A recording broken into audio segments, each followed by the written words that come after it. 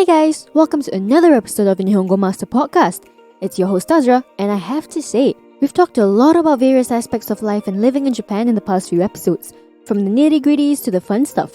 But we haven't had a clear picture as to how to start a life in Japan. We can't just time skip to the good parts. We're gonna nail down the foundation first. So for this episode, I'm going to guide you step by step to settling down in Japan. It's not going to take up the whole day, don't worry. I've compiled it to just 5 easy steps that still covers it all. And I promise to make it as painless as possible. Make sure you have your notebooks ready. I'll be dropping some extremely useful vocabulary words along the way that'll be helpful for your move to Japan. So the first step to settling down in Japan is to find a sponsor, which means sponsor. So your sponsor will be the one sending an application to the immigration services to tell them that you're coming to Japan for their institution for a certain period of time. Now before you jump the gun, have a quick think about the reason for moving to Japan.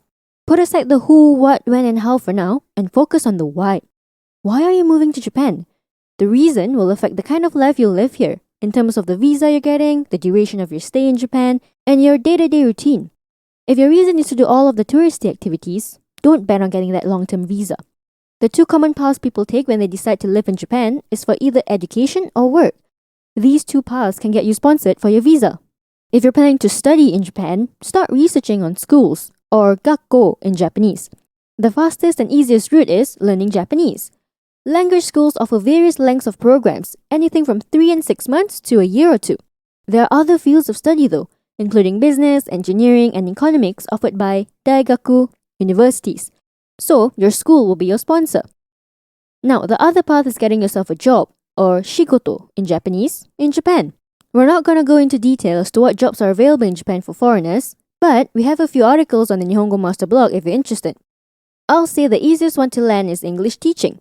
There are positions for teaching kids or adults, a class or one-to-one. Programs like JET and Aeon are popular with new graduates. If teaching is not your forte, but you fall in the categories like IT, banking, or engineering, you have quite a lot of opportunities here too. Whatever you're pursuing for your job, your kaisha or company will be your visa sponsor. Regardless of which path you take to get a sponsor, once you have it, it's officially yours and you're not bound to that institution.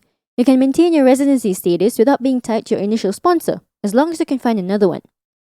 So let's have a quick vocab recap. Sponsor, sponsor. Gakko, school. Daigaku, university. Shigoto, job. Kaisha, company. So the second step is going through all the admin stuff. Yep, the boring stuff, but extremely crucial. Once you've gotten yourself a sponsor for your visa, you don't have your visa yet. You need to get yourself a zairyu shikaku ninte shomeisho. In English, that's a COE, a Certificate of Eligibility. This is regulated by the Immigration Services Agency of Japan. It's kind of like a preliminary visa screening process. It shows that you meet all the requirements for landing in Japan. The government approves the COE, and then afterwards, the local consulate approves the visa, or visa in Japanese. Your sponsor will apply for the COE for you in Japan, and you just have to wait till you get the results. Usually, it takes a few weeks, but it can sometimes take up to a few months. After you've gotten that, you have to go down to your nearest consulate to apply for your visa. In Japanese, that's biza o toru. Bring your COE, which will be mailed to you, passport, an offer of employment or proof of purpose like education to submit. Now, you just have to wait to get your visa approved. This one also takes a few weeks. There's also the working holiday visa, which allows citizens of specific countries to enter Japan on a special visa and stay up to a year. The purpose of it is mainly ryoko, travel, or kanko, sightseeing. But holders are allowed to work part-time for a certain number of hours. Like I said, the boring parts, but definitely important. Make sure you have all of them taken care of before going to Japan. Okay, now for a quick vocab recap. Zairyu shikaku ninte shomeisho, Certificate of Eligibility, COE. Visa, visa. Biza o toru, apply for a visa. Ryoko, travel. Kanko, sightseeing. By the way, if you haven't checked out our official website yet, why not give it a browse? At Nihongo Master, we offer efficient Japanese lessons that are quick, easy and fun for Japanese language learners of all levels, from beginners to advanced. Our smart tools will assist you in areas where you need a little bit of a push and congratulate you on the ones you've aced. With a community of over 50,000 Japanese students, you're not alone on your learning journey. Make new friends and improve together with our point system, collecting points as you go along. Ask away any questions you have on our group discussion pages. There's sure to be others as well as our Japanese instructors that are quick to answer. You can also take Nihongo Master with you on the go and learn Japanese as you trot the globe. Practical, right? Our third step is still looking at before your arrival in Japan. Advanced preparation. You can't just up and leave without preparing. That goes for vacation as well. After you've gotten the green light to live in Japan, you've got to get on searching for the place you're going to call home. Start looking for housing, or jutaku in Japanese. We've discussed in detail about the types of housing Japan offers in Season 5, Episode 5. Definitely check that out before making any solid decisions. Of course, you have to start packing as well. But don't worry, whatever you missed out, you can just have your family or friends send it over. Or you could just buy it in Japan as well. What you can't buy is your unten menkyo driver's license. If you're planning to drive or ride in Japan, don't forget to apply for an international driving permit. You can also convert your foreign driver's license to a Japanese driver's license when you get to Japan. This is known as gaimen kirikae. Oh, and definitely book your hikouki flight to Japan. If you're bringing extra suitcases, check the baggage allowance too. You don't want to break the bank before you even start your Japan life.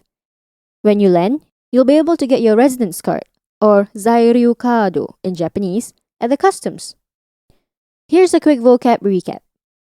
Jutaku, housing. Gaimen kirikae, a foreign driver's license converting to a Japanese driver's license.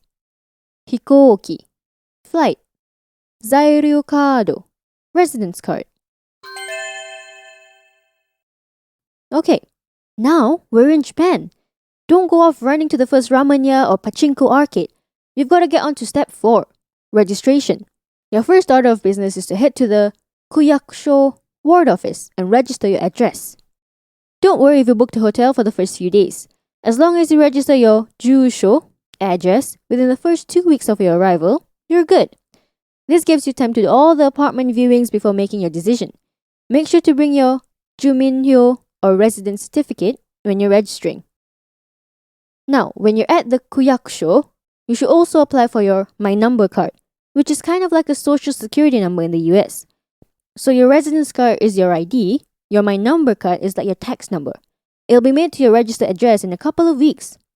Sign up for Kenko Kanri too. This means healthcare. It's compulsory to have health insurance in Japan. And if your company doesn't offer you health benefits with your contract, you can apply for national healthcare instead.